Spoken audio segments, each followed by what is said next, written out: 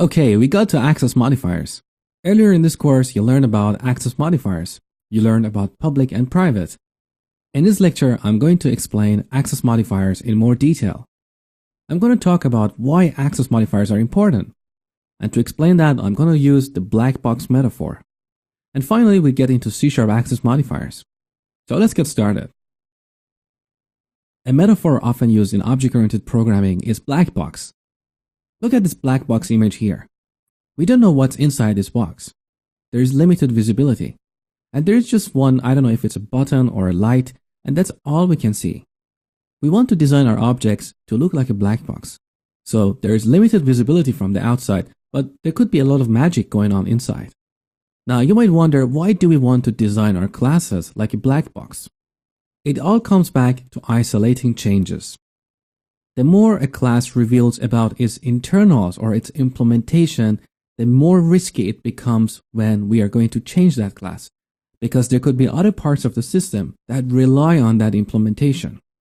So we want to limit the visibility from the outside and make our class look like a black box.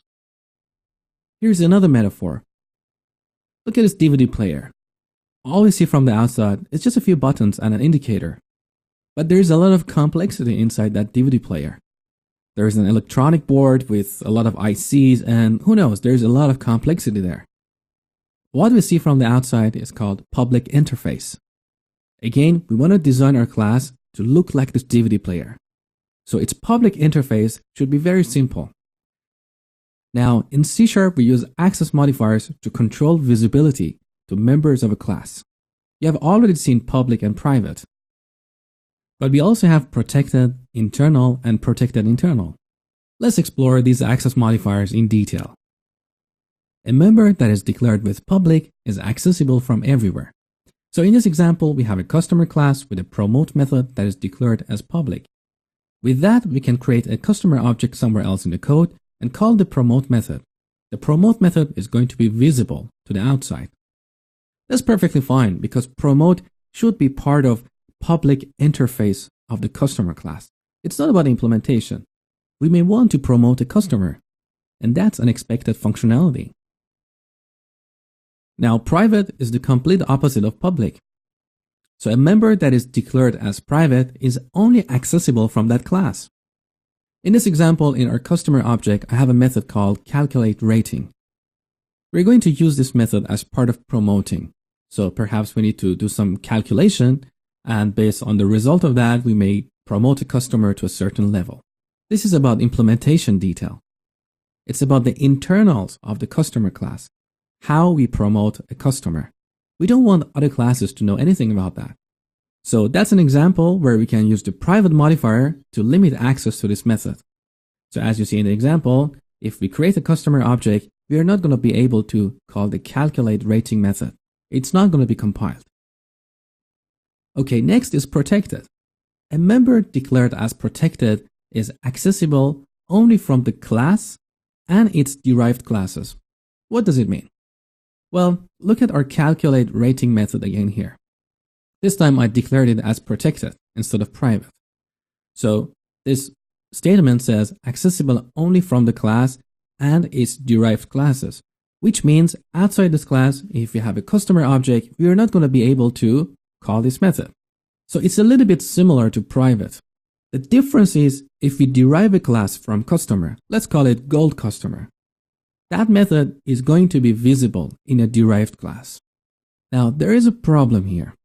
The problem is, as we explained in the last slide, calculate rating is about the implementation detail, which should be encapsulated inside the customer class itself. We don't want anywhere else in the code we know about this method, because we may change it in the future. We may rename it, we may change its parameters, or we may even remove it. We don't want anywhere else in the code base any dependency to this method. Now, the problem with the protected modifier is any classes derived from this class will still be able to see this method. And that breaks encapsulation, because as I've explained throughout this course, encapsulation is about hiding the details inside the class and only revealing the minimal.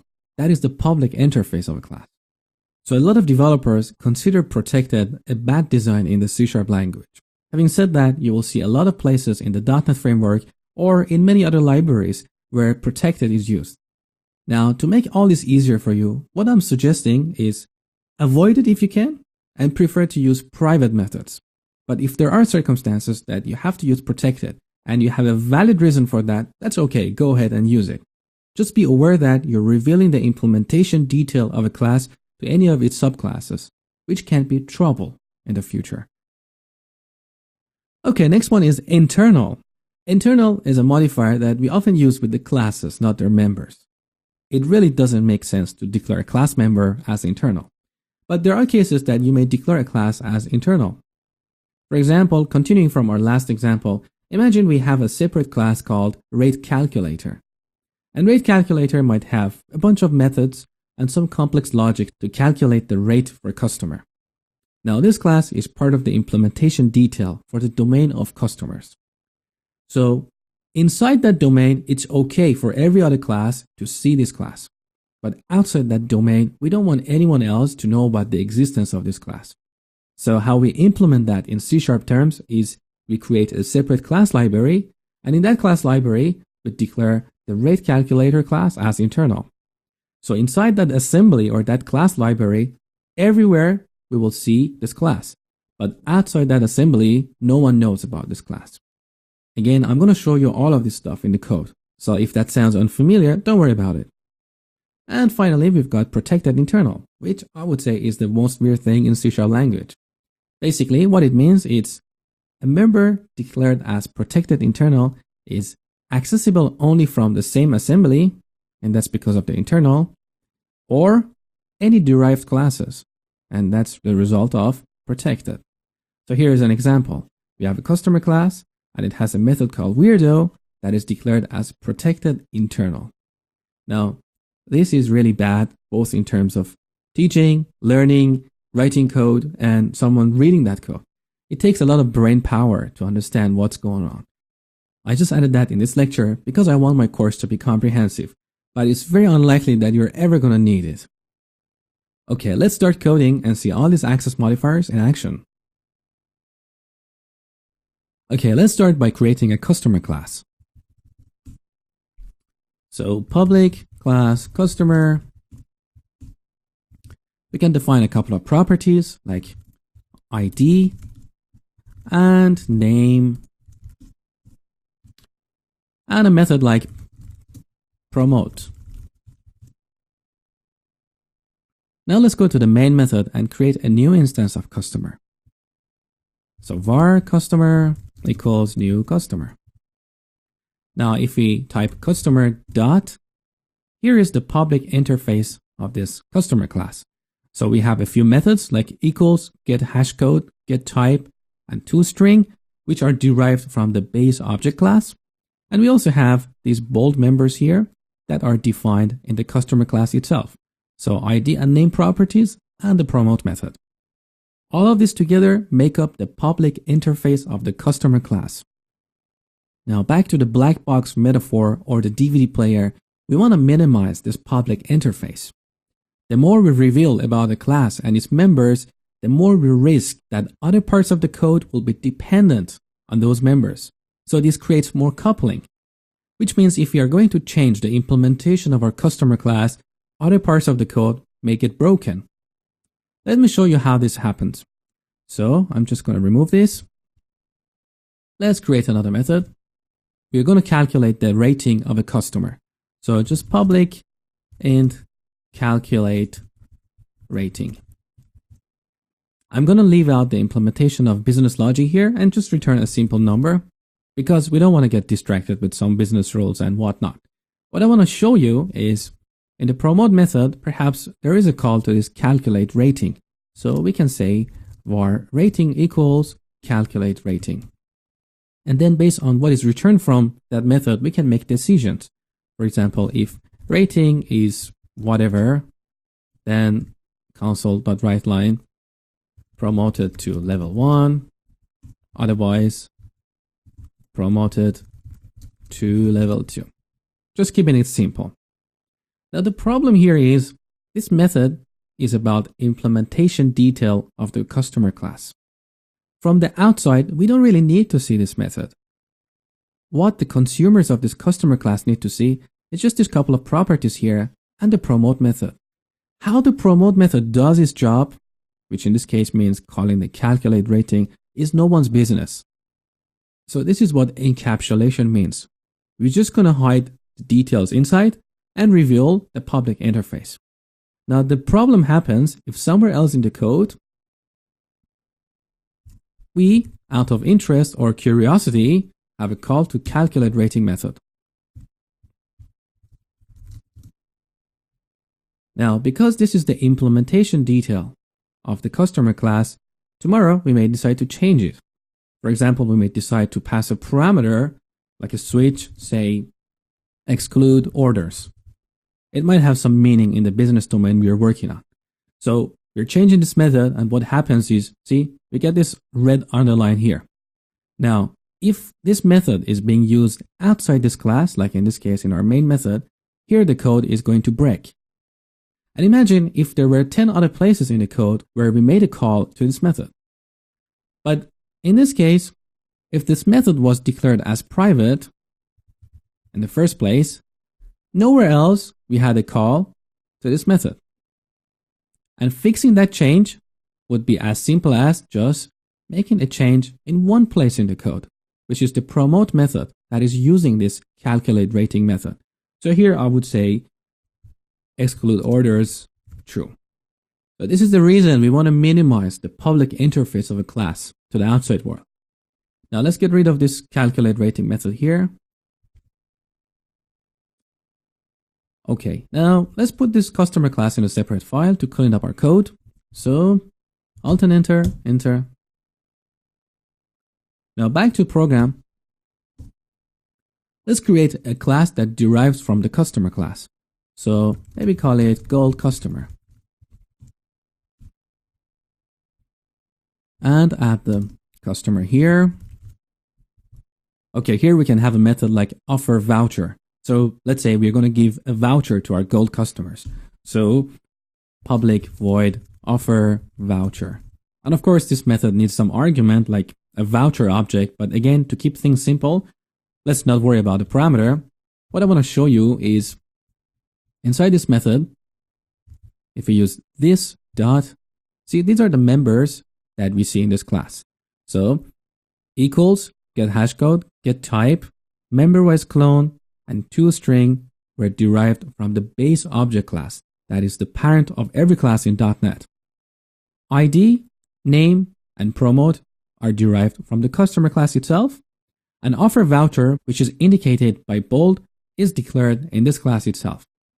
So as you see, calculate rating method is not visible here because we declared it as private.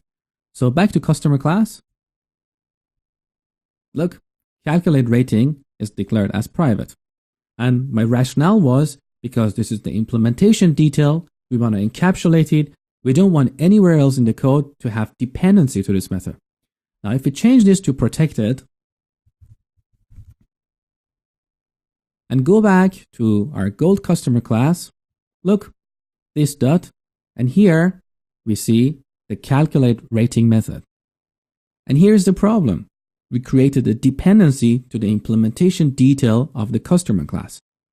So again, if tomorrow we are going to change that method, maybe we rename it, maybe we add a parameter, or maybe we even delete that method, gold customer class is going to be affected. Let me show you this in action. So imagine as part of offering voucher, we're going to call this method and let's pass whatever switch here. And we get a rating here. And based on that rating, we're going to do some logic. Now, if tomorrow we go to the customer class and decide to totally drop this method, maybe our business logic for promoting a customer is changed. So I'm just going to remove this method. And let's say I'm going to change the logic of promote method, promote logic changed. Now, see what happens in the gold customer class. So the calculate rating method does not exist anymore because we deleted it from the parent. Again, here is where encapsulation is broken. So try to avoid protected unless you have a valid reason to use it. For example, if you know that the concept of calculate rating is completely stable in the business domain you have been working on, maybe it's okay to use that. Also, as I said, there are some design patterns that use protected methods as part of their implementation. Okay, let's move on and see the internal modifier. So I'm going to just remove this class. Okay, to see the internal in action, we need to move our customer class to a separate assembly. So what I'm going to do is right-click on the solution, go to add. Actually, you're not going to see that in the screencast, so I just drag and drop the solution explorer to the left. So you can see, right-click on the solution, add, new project, and we select class library. So with a class library, we create a DLL, or dynamically linked library. And we can reference that in various applications. So give it a name. Let's say we are building an application for Amazon. So I'm going to call this class library Amazon. Now by default, we have class 1 in this project, this class library. I'm going to remove that. And then I move this customer class inside the Amazon class library. Yes. When we open it, note that here we have the old namespace. So we need to change that because now the customer class is inside the Amazon project. So with ReSharper, this is pretty easy. You just put the cursor here and Alt and Enter. The first item says move declarations to namespace Amazon. Enter. Done. So here in this project, we're going to implement all our business logic. We have the customer class, and we're also going to create a new class for calculating rating of a customer. So public class rate calculator, and it could have a bunch of methods and properties and fields. I'm just going to keep it simple. So let's have a method called calculate, which gets a customer object. And for simplicity, let's just return 0. In the promote method of our customer, I'm going to make a call to this calculator. So var calculator equals new calculator, new rate calculator, and rating equals calculator.calculate. And I pass this as the object, as the customer object to that method. And based on that rating, we can do some conditional statements and decide how to promote the customer. I need to add a caveat here. Generally speaking, it's not a good practice to instantiate a new object like the rate calculator inside a method here, because this creates coupling or dependency to this object.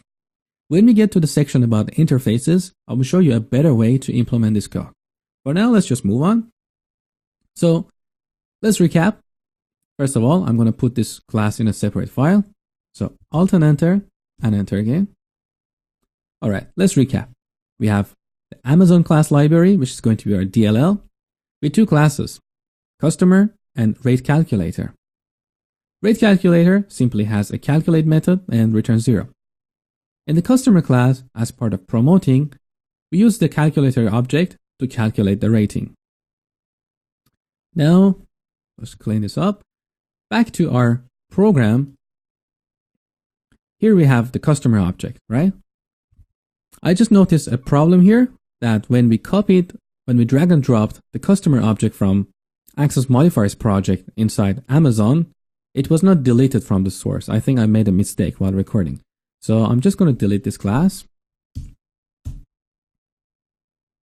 All right, now in our program, which is in the Access Modifiers, see, customer is not detected.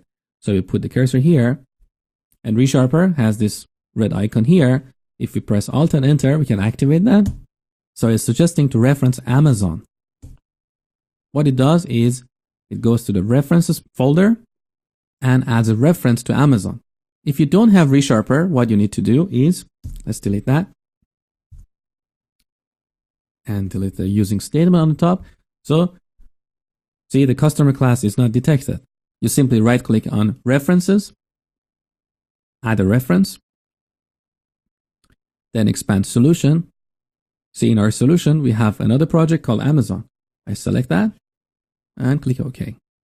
So now we have a reference to that assembly, to that class library, and we can use any of its classes. And now, to use the customer, we simply go on the top, type using Amazon, because that's the namespace. So you see, with ReSharper, it's much easier. You don't have to do all these manual steps. All right, let's move on. Now, let me show you that in the main method here, if we type Amazon, which is the namespace, dot, we see two classes, customer and rate calculator. In this case, rate calculator is used as part of promoting a customer. So we can argue that it's the internals of the customer or the Amazon domain. And based on the encapsulation principle of object-oriented programming, we shouldn't reveal the implementation anywhere in the code. So the problem is, if we use this rate calculator here, calculator. Now this project, our access modifiers, this program class in the main method, we have a dependency to this calculator object. In the future, if we go to our Amazon class library and decide to get rid of this rate calculator, let's remove this class here. The areas that are affected, one is inside the customer class here, but we also have this line in somewhere else in the code that is broken. And that is not good, because this way we could have 10 other places in the code where there is a dependency to rate calculator, which is about implementation. If we declared this rate calculator as internal, it would have been visible inside this class library here, but not anywhere else in the code. So let me add that rate calculator back here. So I add a new class, rate calculator, and put that calculator method back, calculate, return 0. Now this time I declare it as internal. What happens is, in the customer class, this class is visible because it's part of the same assembly. But after this assembly, when we go to access modifiers, we cannot access this class. With the red underline, it says cannot access internal class rate calculator here. Well, that's pretty much for this lecture. I hope you enjoyed it, and thank you for watching.